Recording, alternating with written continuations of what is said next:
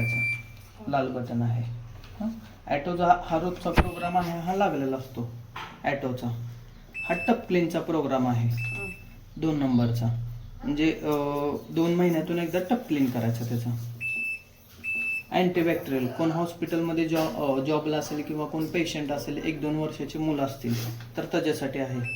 सिंथेटिक्समध्ये आपले रेनकोट वगैरे असतात किंवा नेटच्या साड्या असतात, तर ते धुतले तरी चालतात त्याच्यामध्ये. कॉटनमध्ये कॉटनचे कपडे, जे लिलनचे कॉटनचे कपडे असतील तर.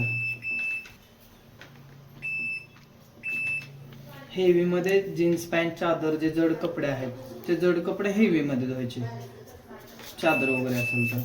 ह्याच्यामध्ये जीन्स घाण वगैरे असेल किंवा जीन्स असेल रेग्युलर मधली किंवा जड जीन्सचे शर्ट वगैरे असतील तर ते जीन्समध्ये धुवायचे.